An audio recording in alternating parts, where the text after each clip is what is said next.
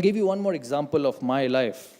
I was captain of India till 2006, 2007, when I was asked to leave as captain and continue as a player. Actually, I wasn't even picked as a player. When in 2007, when Greg Chappell came into the Indian scene and he believed that I was not good enough to captain anymore, and then I lost my place in the national side for six months. I was a grown-up boy then. I was 34, 35. I was not a young boy at that stage. I was quite independent and grown up.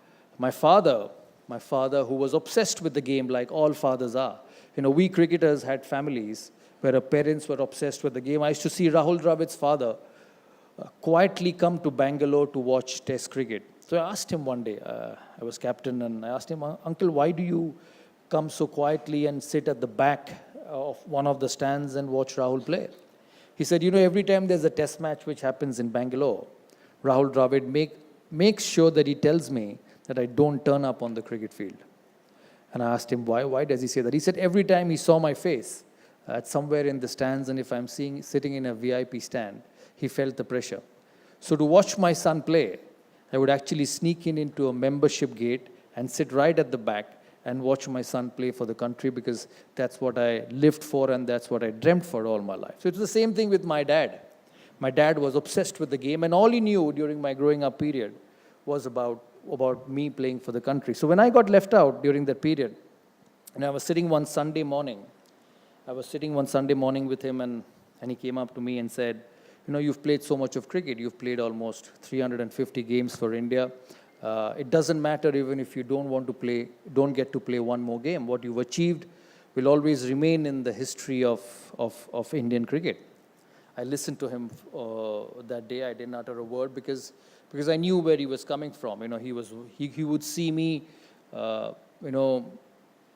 enjoy that period of my cricketing life, because I didn't know how to get back into the side, because when you realize that you're not being selected for any opportunity is not because of your skills, then it becomes a very difficult scenario for you. Even if you score runs, you will not be selected. Even if you play well, you will not be selected. So it was a very sensitive part of my life. The matter finished that day, and we went off. He came back to me again 3 or 4 days later. He came back to me and said, Sourav, have you decided what you want to do? Because I don't enjoy waking up in the morning and reading the newspaper with the headlines that with every Indian win, it gets tougher for Ganguly to get back into the side. So I listened to him for a while, and then one fine day, I decided to tell him. I said, listen, I'm 33, 34 years of age.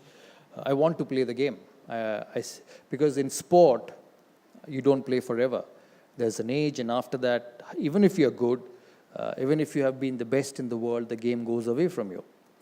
So I said, listen, I've got another 3 or 4 years of my life, and I want to give it a try. I don't know whether I'm going to play again. I may not play again. The chances are that I will not play again. But I don't want to sit at the age of 40 when even if I want to, because of my age, I can't pick a cricket bat. I don't want to talk to myself that, listen, Sourav, when the chips were down, and when people asked you to leave, you did not make an effort to succeed and come back and see whether you were good enough. I went through that phase. I came back into that squad after 3 or 4 months, and then I went on to play for the next 5 years. The day when I finished, I had a very dear friend in the side, Sachin. I don't get to see him much these days because he lives in Bombay. The day I finished, he said, Sourav, this is the best I've seen you play in your entire career. The last 3 or 4 years was the best I've seen you play. The reason I say this to all of you is that, along with success comes failure. Failures are sometimes harsh. Failures are sometimes difficult to accept. But sometimes when failures come in and you get thrown away, or you get separated, or you get pushed away, you realize your best. We live in a world, we live in a system where we need an arm around our shoulders, whether it's our parents, whether it's our office colleagues, whether it's our bosses, whether it's our best friends, whether it's our husbands, or whether it's our wives. We need an arm around and say that, listen, no, good will happen. But sometimes when all those things go away from you, you actually discover your best.